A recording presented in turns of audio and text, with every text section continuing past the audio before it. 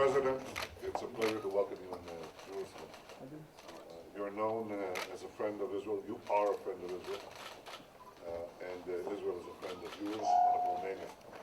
I noticed when I looked at the notes in preparation for this meeting that Romania is the only country, only European country that had consistently 67 years of diplomatic relations with Israel. So that's a powerful tradition.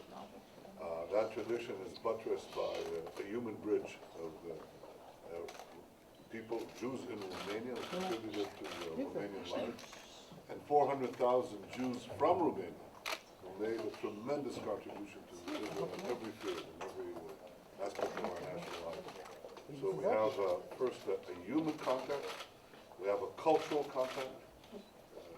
We all say we are Romanian in one way or the other. We certainly know the sentiments, we know the feelings, we know the great sympathies that connect our people.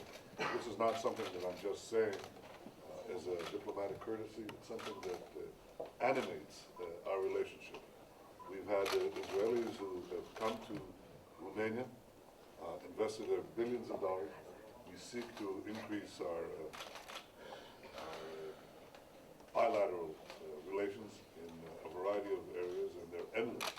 They're in science and technology, they're in medicine and in water management, they're in defense and security, they're in cyber, they're in all areas of technology, and basically every aspect of our activities, of our endeavors. I would like very much to use this opportunity of your visit to advance this relationship, to move towards a G2G meeting that we can do to ensure that we are moving on a clear trajectory of improving even further our relationship.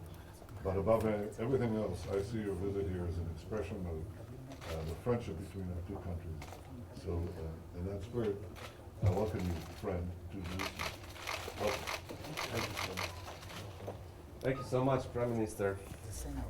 Ladies and gentlemen, I'm here today in Jerusalem with a strong desire to strengthen the relations between Romania and Israel.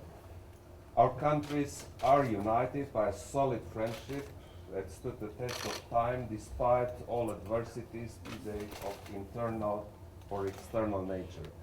We greatly value the partnership between our countries, and this has been proven on numerous occasions. We celebrate this year, as you well said, Mr. Prime Minister, 68 years of uninterrupted diplomatic relations, which benefited from a dynamic political dialogue and a very good cooperation in various fields: economy, defense, culture, education, research, and many others. I'm here to express the full appreciation for what our countries have achieved over decades of dialogue and cooperation, and also to show that we look with optimism towards the future, towards what we can do to achieve the full potential of our relations between our states and peoples, and I think we can do that. I take this opportunity, Mr. Prime Minister, to thank Israel for its support after the tragedy which occurred at the Collective Club in Bucharest in November 2015. Many hospitals in Israel offered then to take in the wounded or sent doctors, and a lot of private people got very involved. We thank you once again for this special act of solidarity, and we appreciate very much this kind of involvement. I'm convinced that the discussions we are about to have today will reconfirm the excellent level of the relations between our countries and will open new opportunities for cooperation. One important issue will be the start tomorrow, on the 8th of March, of the Romanian presidency of the International Holocaust Remembrance Alliance. I'm pleased that this moment coincides with my visit to Israel these days, and I count on your support during this important mandate for Romania. Tomorrow is also the day I will visit the Yad Vashem Holocaust Martyrs and Heroes Remembrance Museum, a symbolic place that treasures the memory of the past, commemorating the millions of Jews who died in those dark times of human history. The revival of anti-Semitism on European and international level demands an adequate response. I consider education to be the essential instrument in fighting this phenomenon, meant to lead to proper knowledge of the historical realities that generated those abhorrent acts. In this sense, in 2009, we erected in Bucharest a monument dedicated to the victims of the Holocaust. The Romanian authorities are very firmly fighting and sanctioning any form of anti-Semitism and Holocaust denial. During our discussions today, Mr. Prime Minister, we will also tackle the topic related to the Israeli people who emigrated from Romania and which proved to be a very valuable link between our states and our nations. I firmly believe in their ongoing potential of being a driving force for the development of our partnership.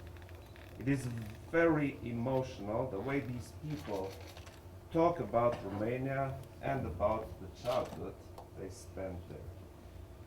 We will, of course, discuss about the latest development in the Middle East and North Africa.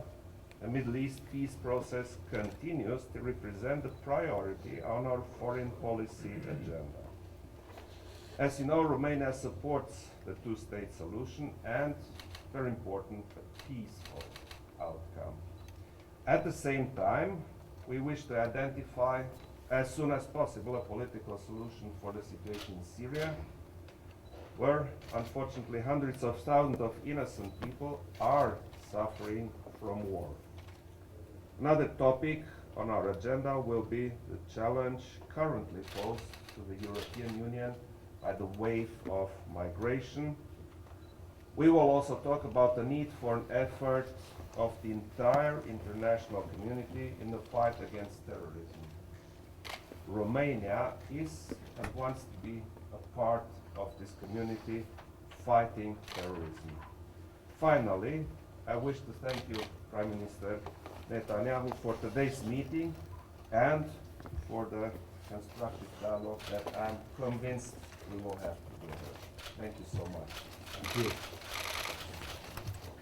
Let me say before we go to lunch how much I appreciate the position you've taken and Romania has taken against anti-Semitism. It is important not only in the historical context, but also in the context of the present and the future.